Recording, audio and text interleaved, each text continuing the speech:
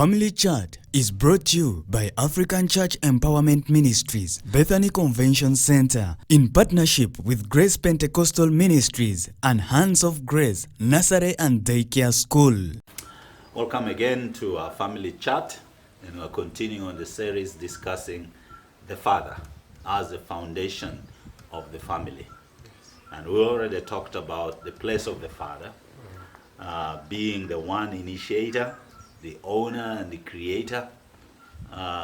Also we talked about the person of the father, his character, his content of his knowledge base, and his physical presentation, appearance. So today we come to the third segment, and probably the last segment on talking about the father, you know.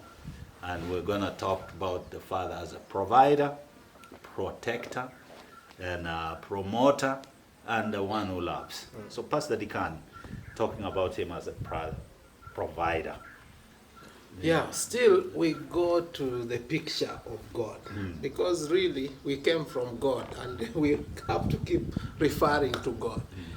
When he created the place where the man and wife, Adam and Eve, were going to live, he provided everything. And then he said, I put you charge. Use this, live in this Garden of Eden. So God takes that role very seriously, even to date.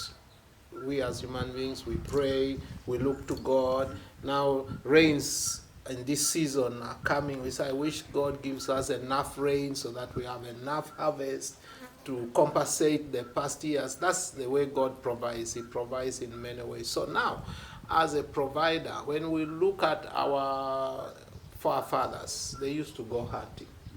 The women remain doing family chores here. They go hunting and bring food. And they bring the meat. And I think people used to eat meat a lot. They bring the meat, and every day they would go. So that role is natural to a man. And to me, I believe God has given every man the potential to produce and provide for their family. Sometimes I encourage women that even when you see that this man, as if nothing good is coming out of him, you have some faith that there is something he can do. You just encourage him to bring out that thing, because it is built inside every man to be able to provide. It is just that we sometimes relax and sympathize with ourselves and say, I have nothing, I'm in trouble, my father didn't leave me with anything. But that role is for the father. Of course, today we are living in a modern society. Women have been empowered. Sometimes the women even can bring more money in the family. But still, when you go to the depth of it, she's providing under the authority of this man. He has allowed her to work. He has maybe encouraged her. Maybe some men take their wives back to school, do more courses, and they get a good job. And the wife understands and brings in that money. It is still the husband invested and is able to provide. So, but that role is key for us as men. We shouldn't leave it to somebody else or leave it as a burden for the wife. As it is in some cultures now, they leave the women to be doing the farming. The men just go in the centers, just relax there. That's not good for a man. You have to oversee and be part of what provides for your family. I think that is very key. It's provider. You know, we talked about producing. You know, I'm told we are often here in marriage. We talk about the man being the hunter. You know, in relation to finding women. But yes. I want to say he's still a hunter in relation to finding food. Yeah, for the family. Yeah, don't stop with hunting the woman, and once you've hunted the woman, then you don't start hunt for food for her.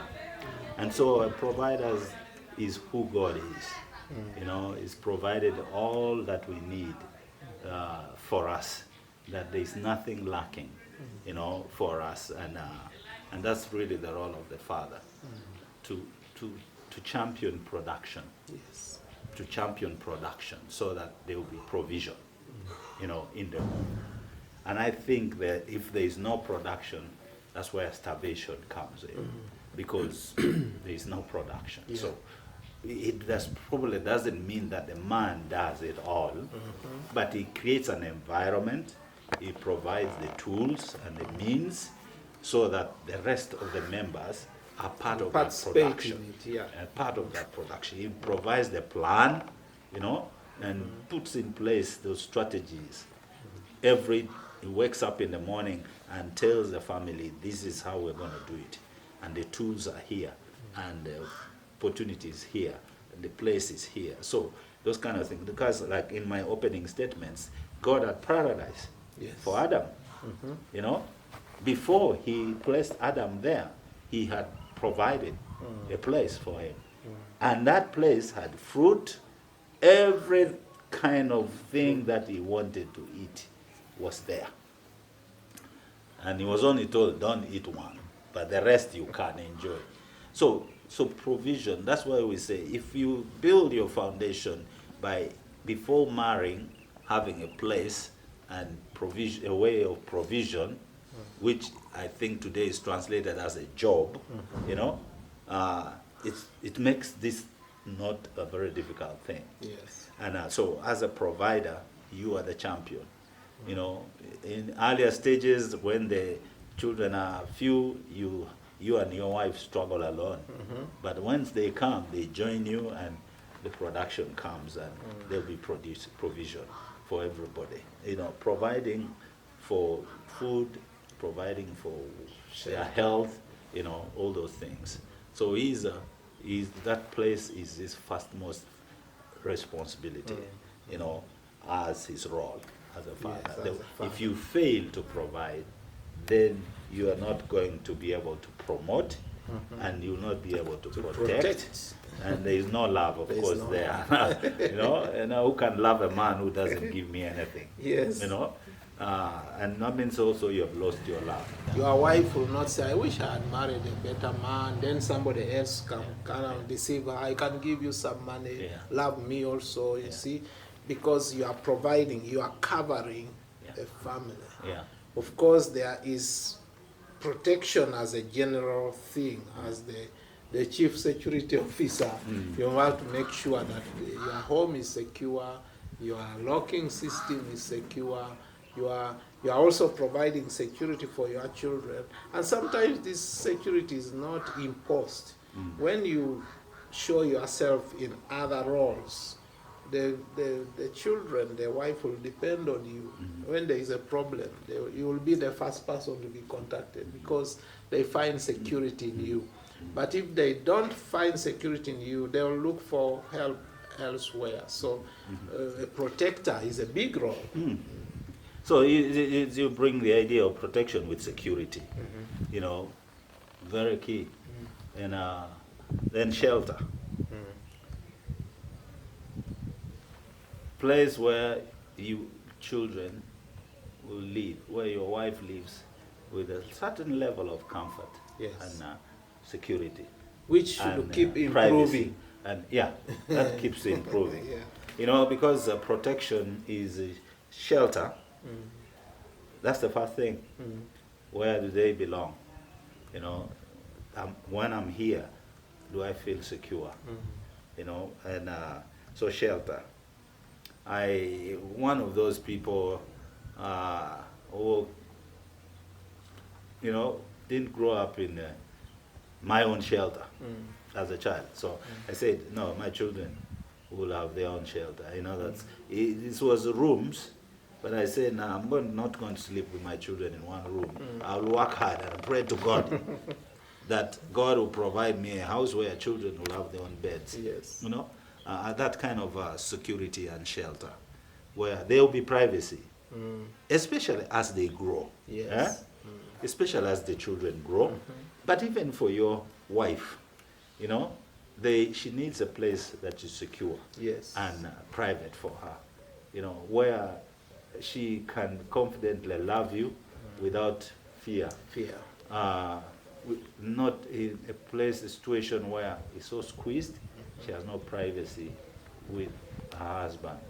You know, because that's one of the things that you're going to find. Man works hard to provide that shelter for everybody. Then he works hard to provide a shield to everybody. That security. That if there is anything, they are the first person to go to grant to. You know, for example, there was a time I got scared. We lived in this place, and there was a sugarcane plantation at the back, and there was a low wall in the neighbors, and you know, the neighbor's dog would come, jump from the wall to the there's a septic cover, and the septic cover would make noise, poof, then passes the sugarcane, and so I would lie there and say, someone has jumped, now he's walking to her. Each night it happened until I got the guts to peep and see, only to find it was a dog. Yeah? But now you can imagine, if the man is scared, then what will happen to the wife? You know? So you as a man has to be there to risk your life. A snake comes in the house, Yes. then you also take off. You also take off. Now who will rescue the that's situation? security. So that's what men are. Your role is to stand there and die. Yes. Even if it means dying, Dying for your family, and yeah. protect them, from both inside. There's this security, there's also this protection from inside, because sometimes family members can end up fighting. Yes. Competition among children, those kind of things. Those are also the place that you need to be there. That's why being absentee father, you lose a lot of time to help the children, especially as they grow. They want to compete. Look at the 12 disciples. Yes. In 3 years, they began to say, who is the first? Who is the first? It seems Jesus loves me more than the others. And Jesus said, if you want to be first, you must be last. And, there was a teaching lesson there. He was able to teach servant leadership there and then. And so you find that when you are not at home as a father, you may not be able to help the children to calm down those fights inside, other than the external attack, external influences that may come to your home. It's not only physical challenges, but even influences that are brought about. The kind of friends they walk with, the kind of places they go, the kind of friends they hang out with, the kind of things they're exposed to. All those things, you are the protector. And now it is bad for the fathers who go out having good time with their friends and they come at midnight, 3 o'clock. It's okay. It is always good for men to go out, share with their friends, because there are some things you learn. But remember, you are home. What is the time you come back to your family? How do you interact with them? And so some of the behaviors we have to shun them off, like drinking and what. There are things you can do without. For those of you, not necessarily that we are telling you because for us we are born again or whatever, but for the sake of who you are and your family, you can do without those things and you lose nothing, so that you are there for your family and they will feel protected and confident and secure. Everybody wants a good family, but they will have to build it themselves. Yes. Nobody's going to help you build your family, but you have to build that family yourself. And promotion is one of those things. As a family father, you stand to promote members of your family. Promote your family, give them an opportunity to serve, opportunity to be able to utilize their talents. You want to not hide them. Give them, open the world to them so that they can also influence the world. So that they can also influence the world. So you want to seek those things that can help them to come out and be able to be used of God in a way, but also promoting in education.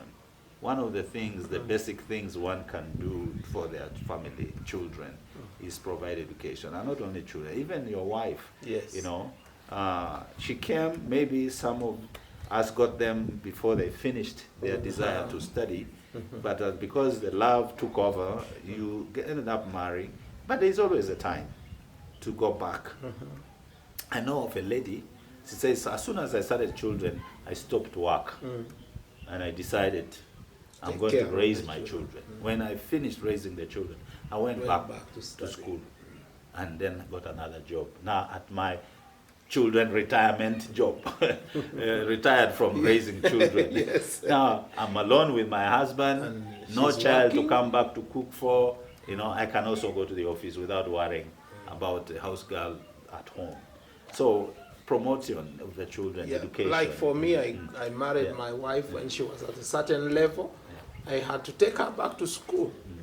And that's why now we are able to have a school as a project for the family, because she has skills. She's in that training. So it is important for us to promote our family. Yeah. Again, as we talk about that area, in marriage we talk about who is who. It's not really about who is who, but building up each other. Because today I have an advantage, tomorrow my wife has an advantage. Yes. And a situation presents, they want women. Yes. And she's it's there. a nice thing. And it'd be good for her to be able to be competent also. Yes. And so you may find that she may bring in more money than even you. Eh? And You the know? bottom line Yeah, is what we teach people. There shouldn't be any pride Yeah. as husband or wife. If within the family God has put his grace on you and you have been elevated, you can't say everybody here depends on me. Now tomorrow when the wife is better off financially, should she do that, you will be disappointed. Should she also say, now last time he was proud, now I'm also so it is just humility, simplicity. God is channeling the blessing through you. Try your best to promote members of your family to attain all the knowledge and all the skills they can, so that first of all they can take care of themselves when you are not there, because that also happens. That happens. That you may not live for long, God forbid, but you have empowered them enough to continue to be on their own. And so I think that is very key. But I remember in the old, like my mother got pregnant, and the grandpa, and that was the culture, that was the way of those old men. They refused to educate the girls. This is a waste of money. You get pregnant and that's the end of the story. They refuse to educate the girls. But I want to tell you, there is no child that is Useless. More useless. All the children are children, whether boys or girls. By the way, if you have only girls, you blessed man. Yes. If you have only boys, you're still a blessed man. There is nothing that is less of the other. All of them need to be equipped the same way. And so lastly, I want to talk about the father, the role of the father as a lover. Yes. Yes.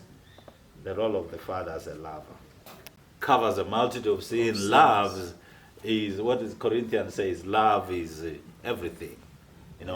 Love is like that wrapping on the cake, the icing on this whole thing.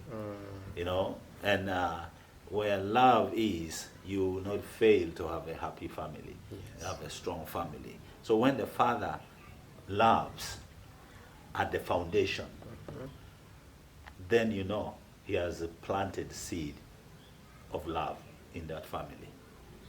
Loving the mother. Some people say that if you want to love the mother, love the children. Love her by loving the children. And if you want to love the children, love the mother. If you want to love the children, love their mother. Love their mother. Love their mother. You can't go wrong when you apply love in this whole thing.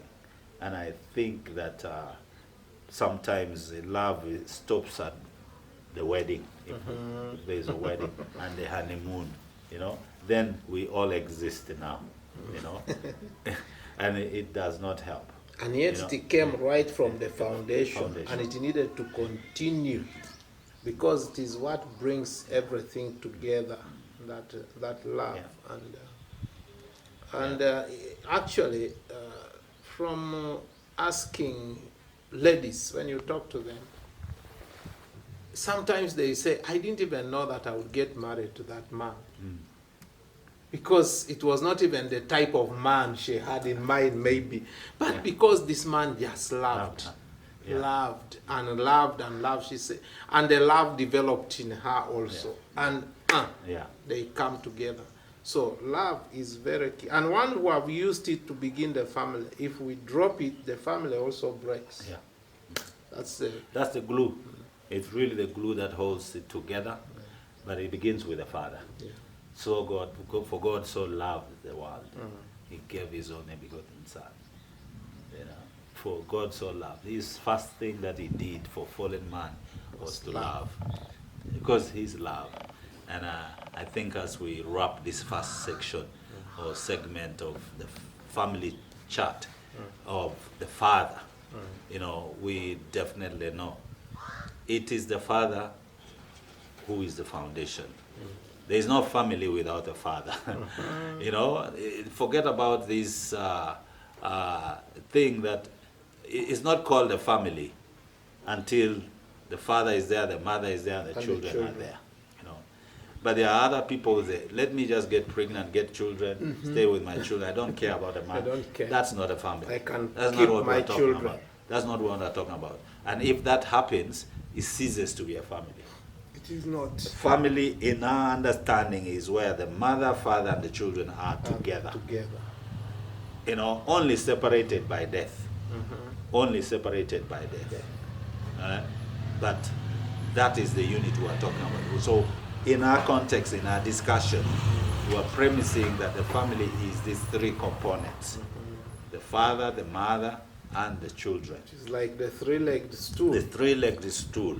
You know, one cannot be without the other. It cannot be without one stool and call the family. Yeah, you can't say, I have my children, the father is out, I have a family. No, that's a failed one. So you can't even say, my wife and I, a wife and the husband, that's a marriage. That's not a family. And so as we conclude, we have talked about the father, the place of the father, the person of the father, and the role of the father. And may God bless you as you think through.